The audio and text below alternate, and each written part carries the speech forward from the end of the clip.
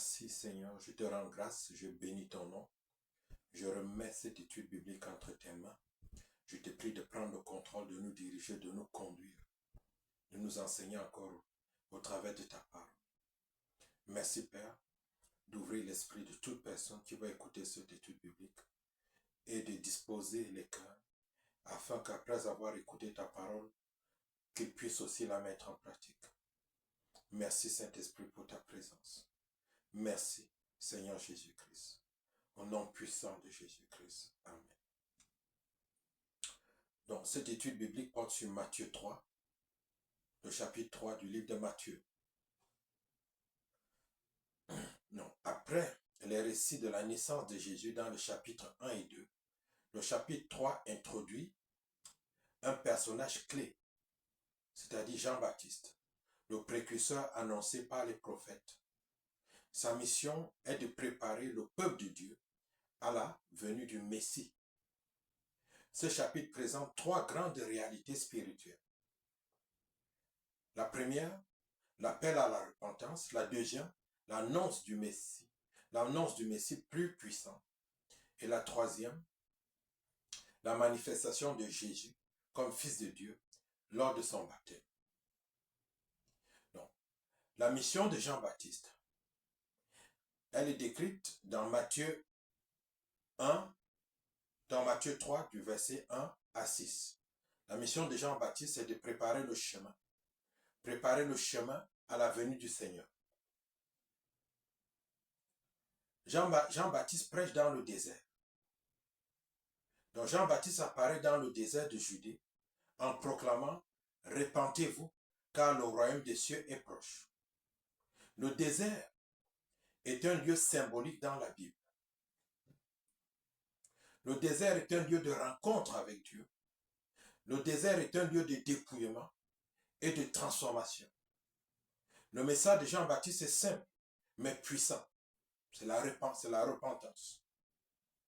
La repentance, dans la Bible, la repentance signifie changer de pensée, changer de direction, revenir à Dieu. Ce n'est pas simplement regretter ses péchés, mais c'est transformer sa vie. Se repentir, c'est transformer sa vie complètement. L'accomplissement de la prophétie. Matthieu cite le prophète Ésaïe, qui dit précisément dans Ésaïe 40, verset 3, « C'est la voix de celui qui crie dans le désert. Préparez le chemin du Seigneur, aplanissez ses sentiers. » Donc, cette prophétie parle de Jean-Baptiste. Dans l'Antiquité, quand un roi arrivait dans une région, on préparait la route. On enlevait les obstacles, on aplanissait les chemins.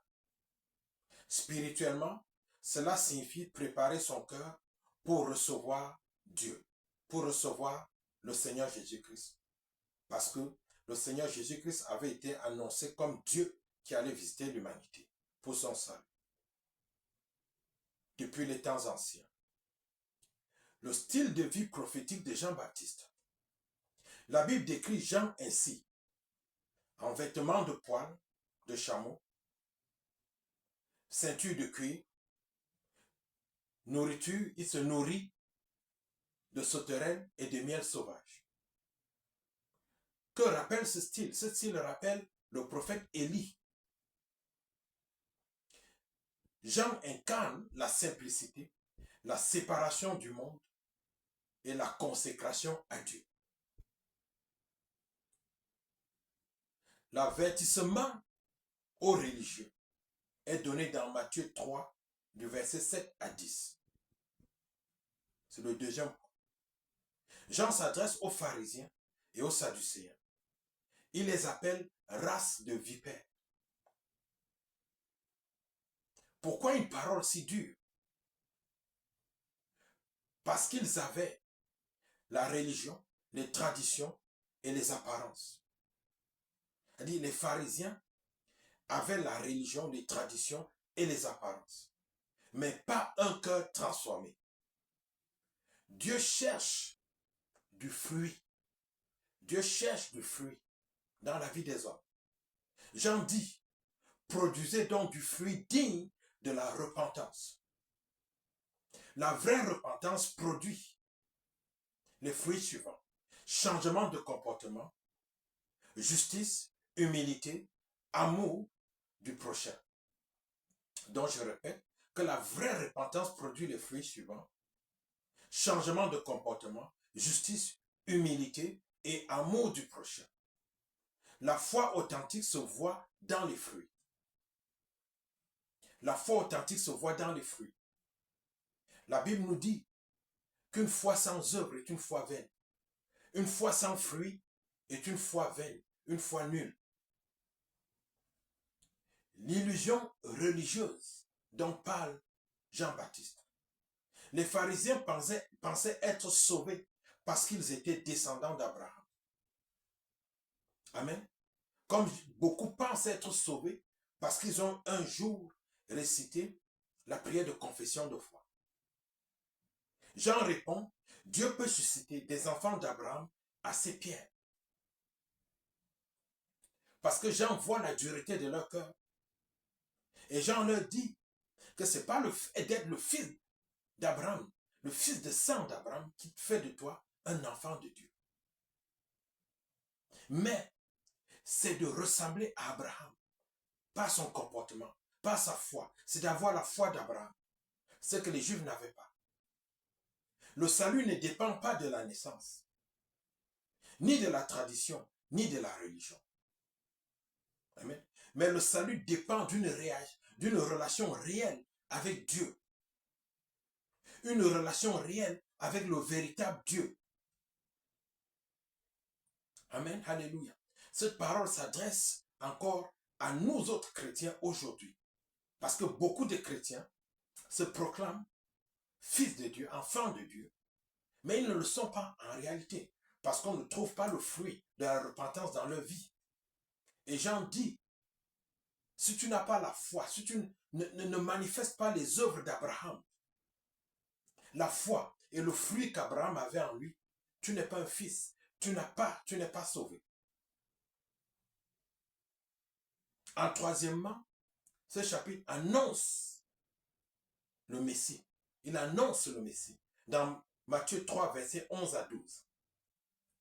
Jean annonce quelqu'un de beaucoup plus grand que lui. Il dit, celui qui vient après moi est plus puissant que moi. Cette personne est Jésus-Christ. Ce chapitre nous présente aussi deux baptêmes. Jean explique la différence entre les deux baptêmes. Jean-Baptiste baptise dans l'eau pour la repentance. Mais le Messie baptisera dans le Saint-Esprit et dans le feu. Amen. Alléluia. Aujourd'hui, ces deux baptêmes existent encore. Les hommes, nous baptisons dans l'eau. Et le baptême, c'est un symbole que tu te repens, que tu acceptes la repentance et tu t'engages à marcher dans une nouvelle voie avec Dieu. C'est l'un des symboles que représente le baptême. Le baptême représente encore plusieurs autres choses, mais on va se focaliser sur ceci parce que ce n'est pas un cours sur le baptême. Amen. Alléluia. Et il y a encore de nos jours le baptême du Saint-Esprit le baptême dans le Saint-Esprit et dans le feu. Ça, c'est le baptême qui vient de Dieu. Le baptême du Saint-Esprit signifie la puissance de Dieu, la transformation intérieure.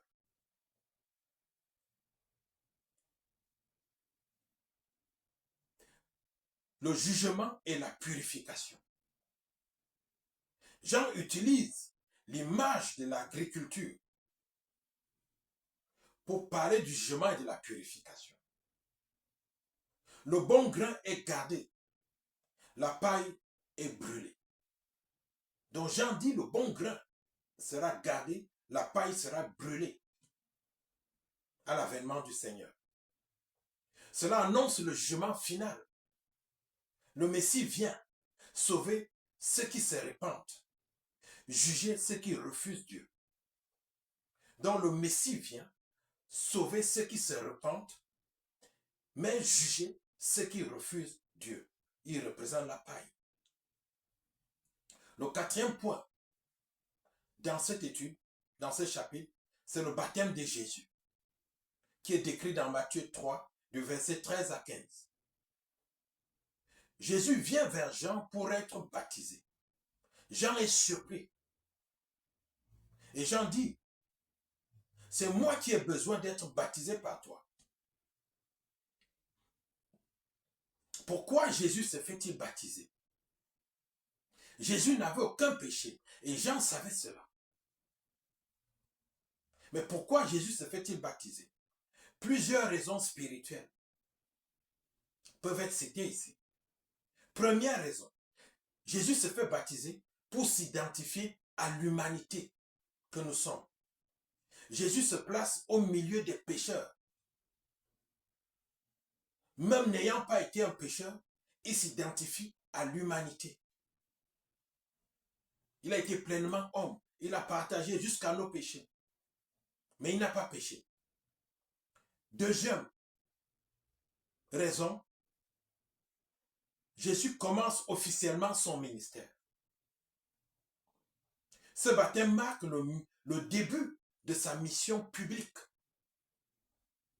Le début de sa mission publique. Parce que dans tout ministère, il y a une phase officieuse et une phase officielle. Et ce baptême marque le début de sa mission publique. La troisième raison, c'est accomplir la justice de Dieu. Accomplir la justice de Dieu veut dire accomplir la volonté de Dieu. Jésus dit à Jean-Baptiste, il est convenable d'accomplir ainsi toute justice, c'est-à-dire la justice de Dieu. Il obéit parfaitement au plan du Père. Quelles sont les grandes leçons que nous pouvons tirer de ce chapitre 3 de Matthieu? La première, c'est que Dieu prépare toujours avant d'agir. Dieu prépare toujours avant d'agir. Avant Jésus, Dieu envoie Jean pour préparer le chemin, pour préparer le terrain. C'est un principe spirituel. Dieu prépare les cœurs avant les réveils. Dieu prépare les cœurs avant les réveils. Amen, alléluia. Avant qu'il y ait un réveil dans une nation, Dieu prépare les cœurs. Avant qu'il y ait un réveil dans la vie de quelqu'un, Dieu prépare le cœur de cette personne. Le réveil ne vient pas simplement subitement. Le réveil ne vient pas comme une génération spontanée. Mais Dieu prépare les cœurs avant les réveils. La deuxième grande leçon spirituelle que nous pouvons tirer, c'est que la repentance est la porte du royaume. La repentance est la porte du royaume. Personne n'entre dans le royaume sans repentance. La repentance ouvre la porte du pardon, de la transformation, de la vie nouvelle. Sans repentance, il n'y a pas ces choses dans la vie du croyant. Donc la repentance ouvre la porte du pardon, de la transformation, de la vie nouvelle. Chose essentielle au salut. En troisième, alléluia. En troisième, la troisième leçon que nous pouvons tirer de ce chapitre, c'est que la religion ne remplace pas la transformation. La religion ne remplace pas la transformation. Ce n'est pas parce qu'on est religieux qu'on n'a plus besoin de se transformer. Beaucoup de chrétiens vont à l'église. Beaucoup de chrétiens sont très actifs dans les églises. Mais ils ne sont pas transformés. On peut connaître la Bible, on peut aller à l'église, on peut pratiquer la religion, mais rester loin de Dieu. Dieu cherche un cœur changé. Jésus a dit, ce n'est pas ceux qui disent Seigneur, Seigneur, qui rentreront dans son royaume, mais c'est ceux qui font la volonté du Père. C'est ceux qui non seulement écoutent la parole, mais la mettent en pratique. Parce que la Bible nous dit aussi que Dieu prend plaisir à ceux qui, non seulement, non à ceux qui écoutent la parole, mais à ceux qui la mettent en pratique. Donc au-delà d'écouter, il faut la mettre en pratique. Amen. La quatrième leçon que nous tirons de ce chapitre de Matthieu 3, c'est que Jésus est le Fils de Dieu. Le baptême révèle publiquement l'identité divine de Jésus. Il est le Messie, le Fils bien-aimé, le Sauveur du monde. Dieu lui-même, Dieu le Père, rend témoignage de lui. Dieu fait entendre sa voix en disant, celui-ci est mon Fils bien-aimé. Amen. Alléluia. Dans ce chapitre aussi, il se passe quelque chose. Dieu se manifeste de certaines façons. Amen. Alléluia. Donc nous allons parler de cette manifestation et dans cette manifestation, il y a aussi la réconciliation de Dieu avec l'homme. La première manifestation dans le baptême de Jésus, qui est décrite dans Matthieu 3, versets 16 à 17, c'est que lorsque Jésus-Christ sort de l'eau, après son baptême par Jean-Baptiste, 3 éléments apparaissent. 3 éléments apparaissent. Le ciel s'ouvre. L'Esprit descend comme une colombe. Une voix se fait entendre. Dans cette perspective théologique, ces manifestations ne représentent pas 3 personnes distinctes, comme on tend à nous le faire croire aujourd'hui, que Dieu est une trinité, que Dieu représente 3 personnes distinctes, le Père, le Fils et le Saint-Esprit. Ce qui est faux, c'est anti-biblique. Cette doctrine de Trinité est venue d'un prêtre catholique qui s'appelait Anicée. On parle du credo d'Anicée. Ce n'est pas biblique. Amen. Donc, dans cette perspective théologique, ces manifestations ne représentent pas 3 personnes distinctes, mais le Dieu unique qui se révèle de différentes manières. C'est le Dieu unique qui se révèle de différentes manières. Dans la Bible, Dieu se manifeste comme Père, la voix qui parle. La voix qui parle, c'est la voix du Père. Dieu se manifeste comme Père. Il se manifeste comme Fils. Dieu manifesté dans la chair en Jésus-Christ. Il se manifeste aussi comme Esprit, la présence divine agissante, la colombe qui descend sur Jésus. Amen. Dieu est donc un seul être qui se révèle sous différentes manifestations selon son œuvre dans le salut. Donc je répète encore, Dieu est donc un seul être qui se manifeste qui se révèle sous différentes manifestations selon son œuvre dans le salut. Il n'y a pas 3 dieux en un, comme tente de nous dire la Trinité. C'est faux, c'est anti-biblique, ça n'a pas de sens. Amen. Alléluia. Et lorsque nous considérons que ce Dieu-là se manifeste, que c'est le même Dieu qui se manifeste de différentes manières, selon son œuvre dans le salut, nous comprenons clairement pourquoi, à certains endroits de la Bible, le Seigneur Jésus disait qu'il est soumis au Père.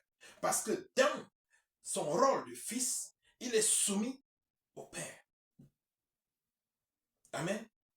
Et pour bien comprendre cette image, je prends l'exemple de quelqu'un qui est président de la République d'un pays. Amen. Et cette même personne, elle est chef de famille. Cette même personne peut être aussi responsable de ses entreprises. Un homme d'affaires, il est responsable de ses entreprises.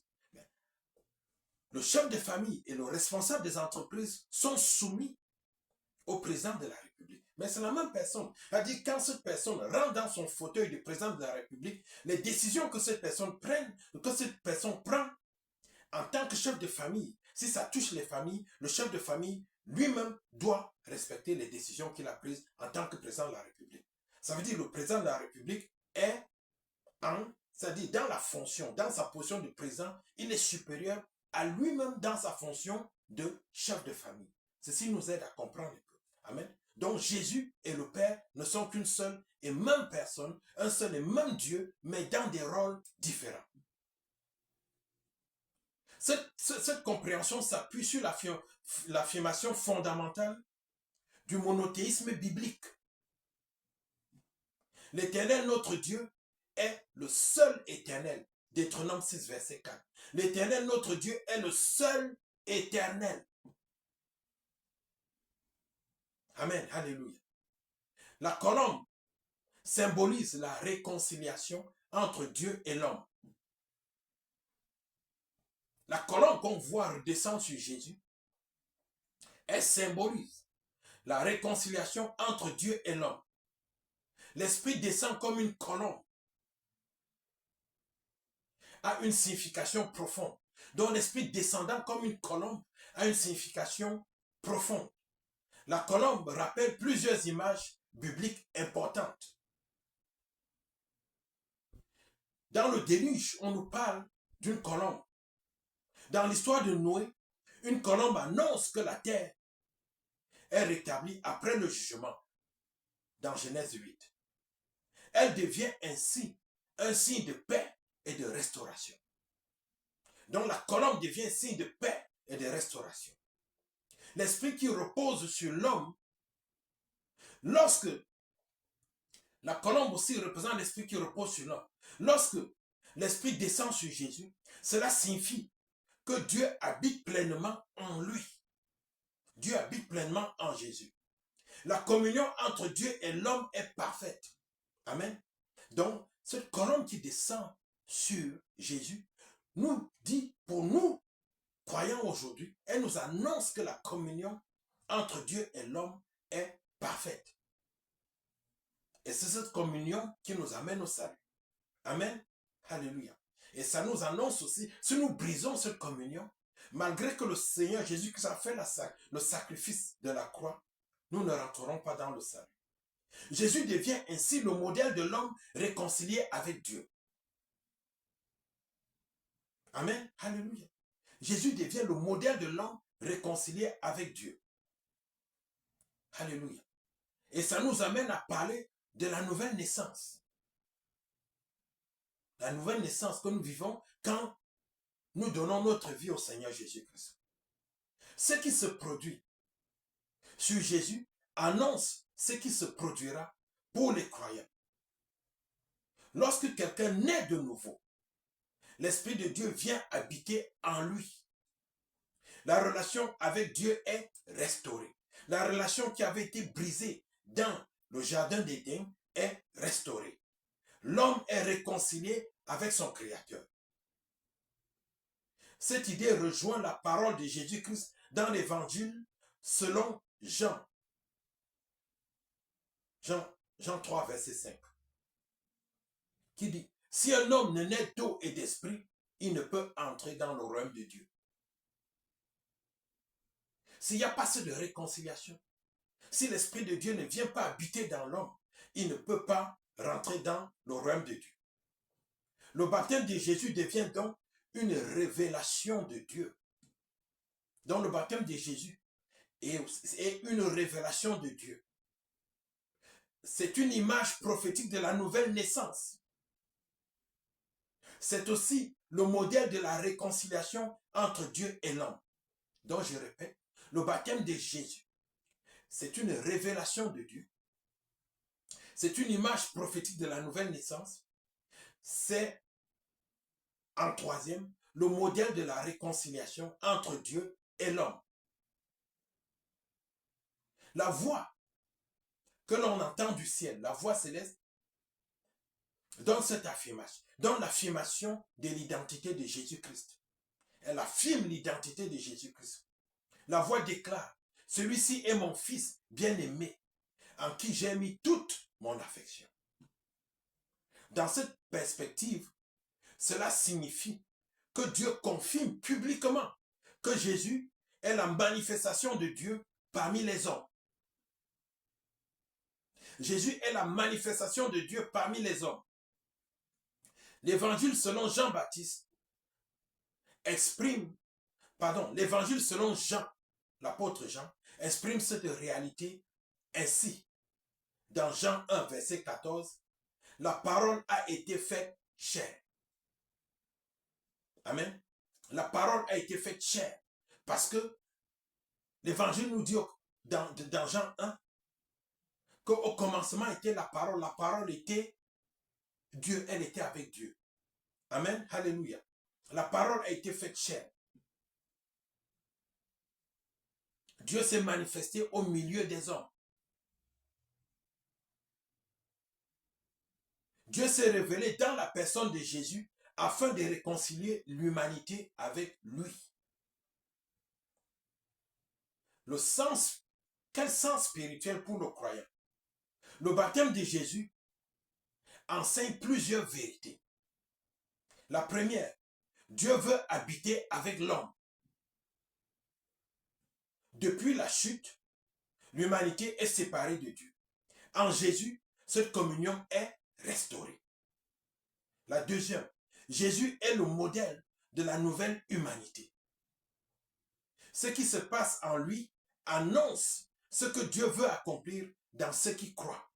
Ce qui se passe en Jésus annonce ce que Dieu veut accomplir dans ceux qui croient. Le troisième sens, c'est la nouvelle naissance restaure la communion divine.